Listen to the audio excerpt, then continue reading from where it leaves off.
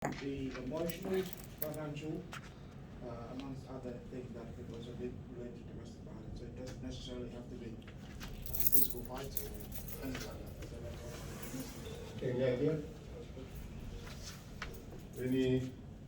Anyone again? We've seen, you said physical, and someone touched about financial, and you said argument between the wife and the husband. Domestic violence is, we call it domestic violence, family violence,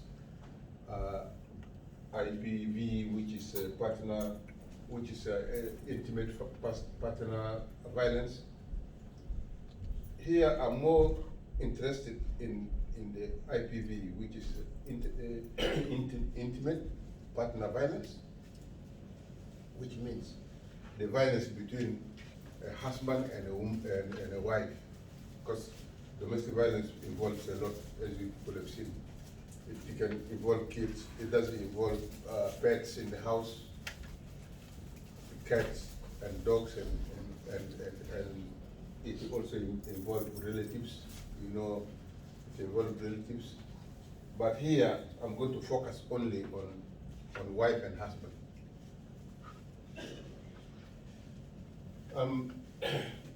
We've got domestic violence. It's a physical violence, as one of you have said.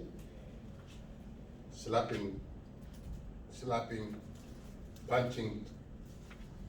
I'm not talking here that a man punches a woman. Normally it is like that, but a woman can also punch a man. A woman can, it is mutual. And we've got sexual violence. We've got sexual violence, which is forced sex or coerced sex or denial of sex for a purpose. All this amount to domestic violence. I know in our culture we don't talk about sex because we think it's taboo, but it is one of the areas that is a bit tricky, and we tend to fall into these traps, and we don't see it like it's a problem, but it's a big problem. Because the sexual part of domestic violence is really a big problem. We've got psychological violence that the man talked about, which is insulting, insults, belittling, and then bullying. You've got threats, and all this amounts into domestic violence. You treat somebody not like a partner, not like if she or he is not worthy. That's a violence. That is a violence. We've got control. We've got control here, and it's one of the big one that we know, but we tend to minimize it. A husband or a woman may decide, to control the other. Say, don't talk to Lawrence. Don't talk to this guy. Don't talk to Lawrence because she or he doesn't want Lawrence. Don't talk to your family. Don't visit friends. Don't go anywhere. Just stay in the house. And that is domestic violence. We normally don't think that it is not a problem, but it's really a big problem. You stop somebody not to go anywhere, just to stay in the house, whether it's a man or a woman. A woman can decide that her husband should not interact with the community. The husband should not interact with some other people. And we found that is a big problem. Financial violence. We touched with the PEM here that people are sending money to Africa. Sending money abroad has been a big problem in our families. A woman sends money to Africa, her husband is sending this way, the woman is sending that way. And they don't talk to each other, and that one has brought a lot of problems between in the families.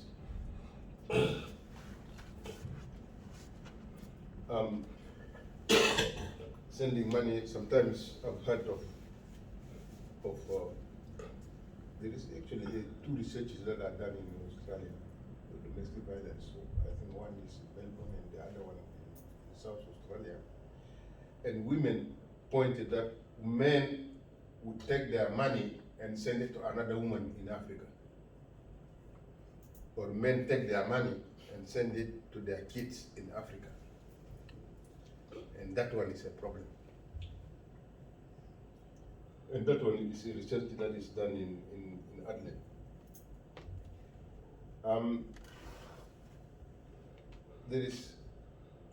We get a partner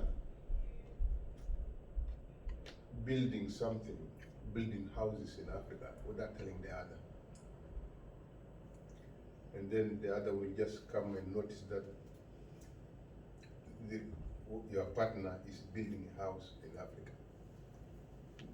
And that one, I know it has brought a lot of problems in many families, and that is kind of domestic violence. Now we've seen what is domestic violence. We've seen the type of violence, but the definition, the real definition of domestic violence, it contains all this, and it is too long.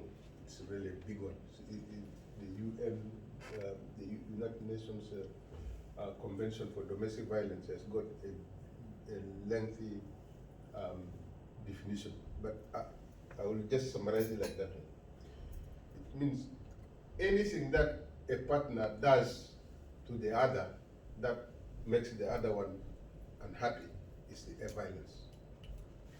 If you do anything to your partner and the partner becomes unhappy, that one is a domestic violence. Well, of course, as a point of law, there must be an intention to do that action. If the intention is to harm the other, then anything that you do to the partner to make the other partner unhappy is a violence. The issue here with all this is, if I refer to that research in South Australia, it was done for Sudanese women and Ethiopian women, and women have said between the psychological and the sexual and the financial abuse, which one is the worst? And then they say, most women say the psychological one is the worst. So women, that they say if they are insulted, it stays in their memory forever. They don't forget it. But if they are punched or a husband beat them, the pain will go and they will forget it. But the psychological one, it stays forever. They won't forget it. Of course, we know how these things have happened. You insult their parents, you insult a woman, or a woman insults you, and vice versa. We know that in the case of women are not. I don't know whether women are proactive in the violent one. And I know sometimes back home, there was a woman who beats her husband. But in the most of the cases, it is men who are beating women. But then, women are really equally abusive in the psychological one. They can insult.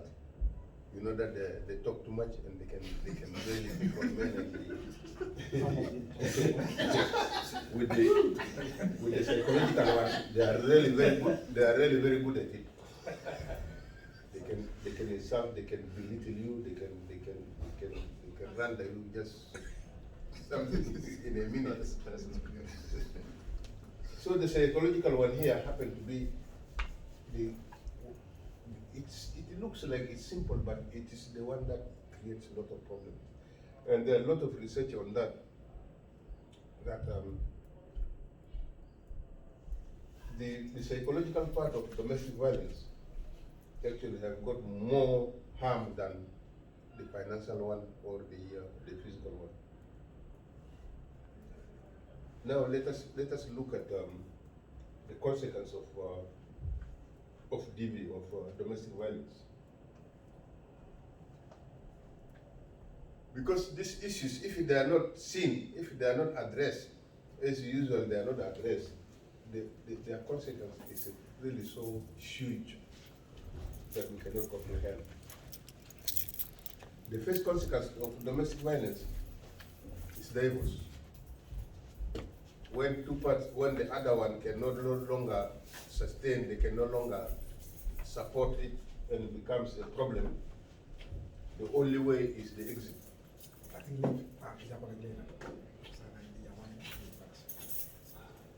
The only way here is the exit and the divorce. And when people divorce, always, the culprits are the kids. Kids becomes a victim. Because when you divorce, you don't look at the interests of the kids, of the family, then the losers, the people who are more affected are the kids.